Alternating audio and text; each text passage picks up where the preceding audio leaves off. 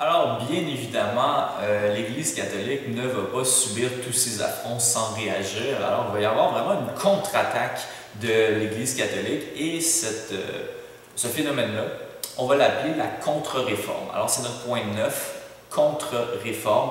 Alors, on va commencer par 9.1, ça va être juste une description. 9.1, une description de qu'est-ce que c'est la contre-réforme. On la surnomme également la réforme catholique. Essentiellement, c'est vraiment ce que je disais, c'est une contre-attaque du catholicisme face au gain du protestantisme. Ça va se manifester, entre autres, dans le cadre du concile de Trente. Alors, le concile de Trente, c'est pas parce qu'il y avait 30 personnes, c'est la ville de Trente en Italie, donc c'est le nom de l'endroit. Un concile, c'est une assemblée d'évêques, autrement dit, c'est des personnes importantes dans la hiérarchie de l'Église catholique qui se réunissent à la demande de la papauté et qui vont jaser tout ça, dire, OK, c'est quoi notre plan de match, c'est quoi notre stratégie, comment on peut réagir, et ils vont mettre de l'avant donc certains nouveaux points qu'on va voir par la suite. Donc 9.2, vous voyez 9.1 était très court, 9.2, les grandes lignes de la contre-réforme. Le premier aspect, la première caractéristique, c'est pas un nouveau point, c'est au contraire, on réaffirme l'enseignement traditionnel de l'Église catholique. Donc, la première caractéristique, la première grande ligne, une réaffirmation de l'enseignement traditionnel de l'Église catholique. En gros, ce qu'on dit, c'est tout ce que les protestants ont critiqué, tout ce qu'ils ont mis de l'avant, tous leurs arguments, tout ça c'est mauvais. Nous, tout ce qu'on a fait, ça a toujours été bon, puis ça va toujours l'être. Donc, l'Église catholique fait un peu la sourde oreille et dit non, non, nous, on est juste les bons. C'est-à-dire que nous, ce qu'on fait, c'est très bien de la façon dont on l'a toujours fait, on va continuer comme ça, donc on ne cède rien aux protestants. On va notamment publier une version officielle de la Bible qu'on va appeler la Vulgate, mais je ne vous demande pas de retenir ce terme-là. Gardez en tête essentiellement, donc on ne cède pas. On réaffirme que notre doctrine, elle est bien comme elle est. On va également donc, chercher à combattre le protestantisme par un regain de foi catholique, et c'est la deuxième caractéristique, donc l'élan missionnaire. Donc un élan missionnaire. Parfois, on appelle ça aussi dans les livres un renouveau pastoral, mais peut-être le terme à retenir dans ce cas-ci. Donc la deuxième caractéristique, élan missionnaire. Ça va se manifester entre autres par la création de nouveaux ordres religieux. Le meilleur exemple étant la Compagnie de Jésus, qu'on appelle les Jésuites. Vous avez très certainement déjà entendu ce nom-là, qui a été créé au 16e siècle. Donc, les Jésuites qui vont s'occuper de plein de choses, entre autres, dans le domaine de l'éducation, ils vont être très actifs, dans le domaine de la conversion des Amérindiens. Donc, quand on parle ici, dans l'histoire de la Nouvelle-France, les Jésuites vont avoir un rôle à jouer.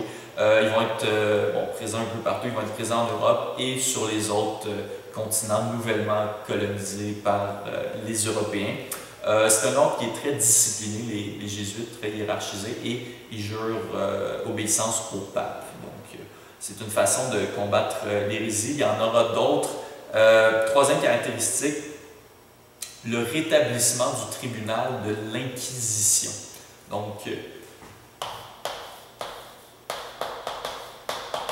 l'Inquisition, ça aussi vous avez peut-être déjà entendu ça, en 1542 on va rétablir l'Inquisition. Ça avait été créé pour la première fois à la fin du 12e siècle, ça va être abandonné, puis là on remet ça de l'avant. Donc c'est un tribunal qui sert à pourchasser l'hérésie et vraiment à juger les coupables. Donc tous les gens qui ne pensent pas comme l'Église catholique, on dit c'est des hérétiques, et à ce moment-là on les pourchasse, on les condamne, on les torture, donc il va y avoir un usage généralisé de la torture, et on va les brûler pour donner l'exemple. Ensuite, un quatrième point à retenir, quatrième caractéristique, je vais l'écrire juste à côté ici.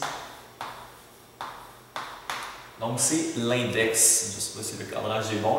L'index, comme votre deuxième doigt de la main. L'index, ben, ça sert à pointer du doigt. Et l'index, c'est un catalogue des écrits interdits. Donc, tous les livres qu'on va considérer comme subversifs, c'est-à-dire les livres mauvais, les livres qui sont contraires à ce que l'Église catholique enseigne, ben, on va les mettre de côté pour que les gens n'y aient pas accès. Donc, l'expression en français « mettre quelque chose à l'index », ça veut dire donc le proscrire, le mettre de côté, loin des regards, pour que justement il ne soit pas accessible. Donc ça va être créé en 1543, donc toujours dans le contexte de la contre-réforme. Le cinquième et dernier élément à retenir dans ce contexte-ci, c'est que l'Église catholique va corriger les abus les plus flagrants. Donc, l'Église catholique corrige les abus les plus flagrants en son sein. Donc, tantôt, je disais qu'elle avait fait la sourde oreille. Sur le plan doctrinal, oui, mais elle va quand même admettre qu'il y a des choses qui pourraient être mieux faites. Donc, entre autres, les évêques qui avaient plusieurs diocèses à la fois, on va interdire ça. Donc, ça va être mis de côté, puis ils vont être obligés d'y aller à l'occasion dans leur diocèse. Ils ne pourront pas juste prendre l'argent qui est associé à ça. On va surtout s'assurer de mieux former les prêtres dans les séminaires. Donc, on va ouvrir des séminaires qui sont des écoles pour les prêtres. Donc, on va améliorer certaines facettes, on va exiger des membres de l'Église une conduite irréprochable, donc vraiment sur le plan moral, une grande rigueur et une conduite irréprochable. 9.3, maintenant, 9.3, la conséquence. Qu'est-ce que ça a amené à ce moment-là? Quelle est la conséquence de la contre-réforme? De la réforme et de la contre-réforme. Ça va ensemble, bien évidemment. Là. Il n'y aurait pas eu de contre-réforme s'il n'y avait pas eu de réforme. C'est que ça confirme la rupture entre le catholicisme romain, qui est rigoureux et autoritaire, et le protestantisme, qui est moins centralisé et qui laisse plus de place à l'individu. Donc, je vous invite peut-être à faire pause puis à réécouter ce passage-là, mais de toute façon, je vais le répéter. Donc, ça confirme la rupture entre le catholicisme romain, rigoureux et autoritaire, et le protestantisme moins centralisé et laissant plus de place à l'individu. Donc, on a vraiment deux grands camps à l'intérieur du christianisme qui ne voient pas la religion de la même manière. Autre conséquence un peu plus triste, celle-là, ça va mener aux guerres de religion des 16e et 17e siècles. Des événements comme le massacre de la Saint-Barthélemy en France en 1572, où il y a 10 000 protestants français qui vont être massacrés sauvagement à Paris à la suite d'une initiative des autorités, si on veut, d'éliminer les chefs protestants. Des conflits religieux comme la guerre de 30 ans, de 1618 à 1648, qui va déchirer l'Allemagne, qui va être le conflit le plus meurtrier que l'Europe avait connu jusqu'à ce jour. C'est sûr qu'il va en avoir malheureusement des plus meurtriers par la suite, mais donc ça va être très très lourd de conséquences, surtout pour l'Allemagne, c'est surtout là que ça va se passer. La moitié de la population de ce qu'on appelle aujourd'hui l'Allemagne va mourir dans ce contexte-là. Donc, dans ce contexte-ci, pour les conséquences, ça fait pas mal le tour. Alors, ça conclut notre cours sur la thématique Renaissance et Réforme.